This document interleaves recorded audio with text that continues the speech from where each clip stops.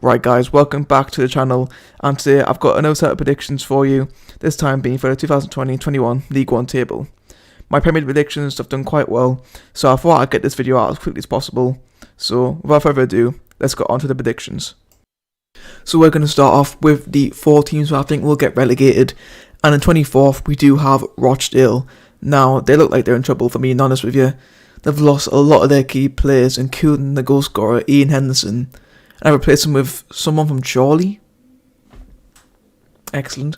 They've also brought in Gavin Bazunu on loan from Man City, so he could be a solid goalkeeper, but overall Rochdale's squad looks weaker, and with this looking like a very competitive season, I think they'll struggle.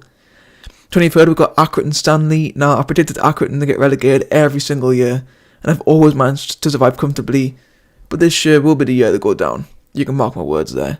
In terms of signings, they're okay. Decent enough signings, but they've released a lot of players and the squad's looking quite thin.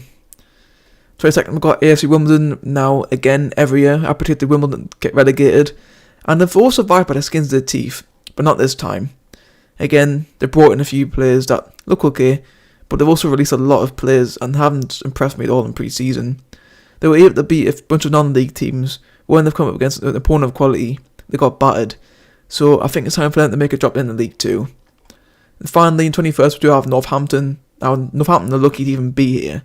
If it went for PPG, they would be in League 2 right now, but they're not, so I have to move on from there. One thing that I think is important for a new promoted side is that they have to keep all of their best players, and Northampton just haven't done that. Charlie Good leaving Brentford will be a huge loss for them, and with the salary cap, they can't really invest that money well enough. And also, the transfers that's happened just hasn't raised an eyelid, with a few players from League 2, and maybe a few from the Championship. But their squad isn't good enough to end the stay up for me. Now we've got the teams I think will stay up, but we'll finish in the bottom half. And on 20th we've got Crewe at Alexandra. Now Crewe have actually done some good business, I think. Mikhail Mandron is a good striker for the bottom half of League 2. And Jonathan Daniels is a great addition to the defence.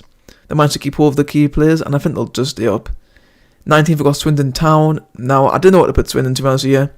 Some people think they'll go back down, some people think they'll be mid-table, and some even think that they'll be in the playoffs. I'm like, okay. But after looking at the chances in pre-season, I think they'll finish around 19th. Johan Doyle and Keshi Anderson will be big losses for them, but they've replaced them well with Tyler Smith and Jack Payne. They've brought in some good loans from the Premier League Championship, and I think they'll be alright this season. 18th we've got the MK Dons, and it's been a busy summer over there. They brought in a lot of players and lost a lot of players. That midfield partnership of Gilby and McGranos will be missed, and Barry and Moore Taylor will be as well. Richard Keough is a solid defender for League 1, and the loans of Carlton, Morris and Lee Thompson for Norwich are good additions. They'll survive comfortably. 17th we've got Plymouth Argyle, and Plymouth back in League 1, guys. Yay.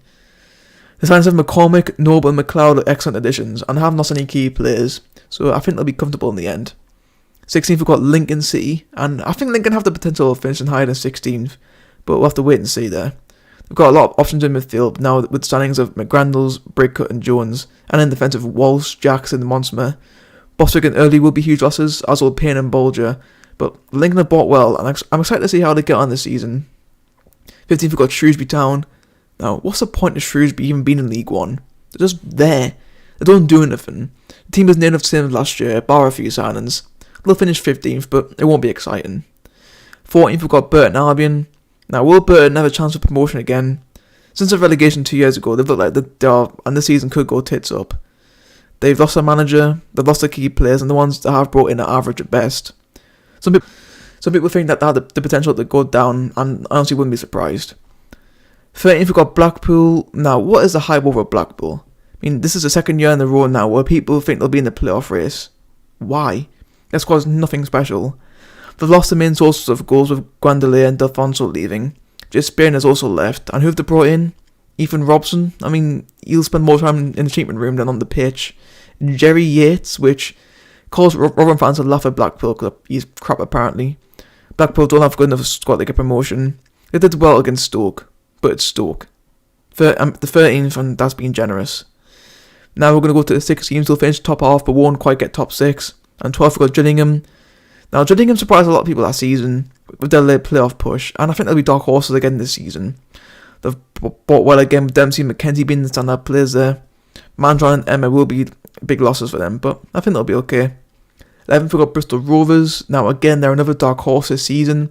They've bought well with Jack Baldwin and Max Emma, being a solid centre-back partnership. And Zane Westbrook from Coventry is going to be a good addition to midfield. However, Bristol Rovers have really sort of players, probably the most so far, so they're lacking in squad depth a bit, but I don't think that'll hinder them much. 10th we've got Doncaster. Doncaster team hasn't changed much. Jason Aquilo and Cameron John are good additions, but they've lost Kieran Sadlier and Alex Kawamia, and they'll be losses. Other than that, pretty much the same. 10th. 9th we've got Wigan. Now, I had no idea where to put Wigan. They haven't been able to buy anyone, and they've lost a lot of their key players, including Jamal Lowe, Lewis McLeod, Anthony Robinson, Joe Williams, Kiefer Moore, and Shea Dunkley, so his quality is gone. However, the team that's still got is relatively decent. Don't get me wrong, they've barely got enough players to make a starting 11 on the bench, but if they are taking over and they appoint Daniel Sendell as manager, could be in business. 8th we've got Portsmouth, and I know I'm going to stick with this, but Portsmouth won't finish in top 6 this season. Just warned. They signed one player, being Sean Rankin from Norwich, and they keep losing the key players like Christian Burgess, Luke McGee, Ollie Hawkins, and Brett Pittman.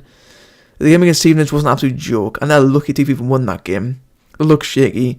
Squad is nowhere near as good as what it used to be. 8th place. That's been generous. Finally in 7th we've got Fleetwood.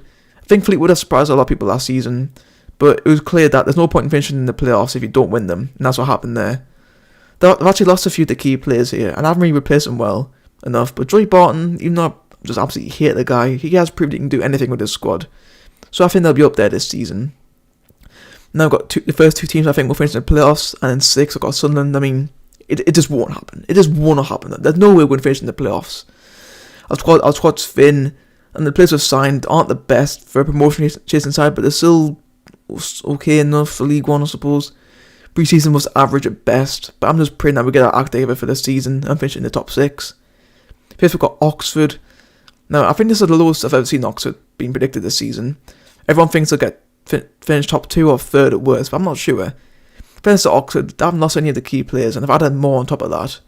However, losing your player final can be damaging for his team. Look at Sunderland last year and Shrewsbury the year before. That's probably the only reason I put Oxford in 5th. Now the two teams I think will miss out on automatic promotion. 4th we've got Ipswich Town. I'm being generous here. I'm just deluded. I'll let you guys decide that. Ipswich should have done a lot better last season, and finishing 11th was poor. Sandons have brought in are okay. They haven't lost anybody noteworthy, so I think they'll give it another crack this season. Now in 3rd I've got Charlton. This all depends if Charlton will actually be competing this season. I think a lot of people have been overlooking them. Yes, they've lost Lyle Taylor, which is a massive loss, as he's probably their main source of goals. However, Alex Gilby and Connor Washington are solid League One signings, and I think they'll get in the playoffs and will just miss out on automatic promotion. Now I think second place will be Hull. Now this year has not been good year for Hull. Going into the year they were started 8th in the Championship and a point outside the playoffs. Fast forward 9 months and they're about to start the season in League One. Now Hull have bought very well. Malik Wilkes has signed permanently, and Louis Coyle, Josh Emmanuel, Richard Smallwood and Greg Doherty are excellent signings. However, they have lost a fair share of their players, but for a League One team, they're looking very good. Finally, your champions for this season I think will be Peterborough. It's now or never for Peterborough, and I think it's finally time. Yes, they've lost Tony, which is huge for them, but they've replaced him with Clark Harris from Bristol Rovers, who is a known goal scorer in this league. They've had a good pre-season, and after one will be 8 years trapped in this league, I think they'll finally be promoted into the Championship. Right guys, that's the end of the video. I hope you all enjoyed. If you did, give it a thumbs up, and if you're new, feel free to subscribe so you never miss any future content. It also gets you wondering my playoff winners for this fictional league are Oxford. Just guys watching, I'll catch you next time.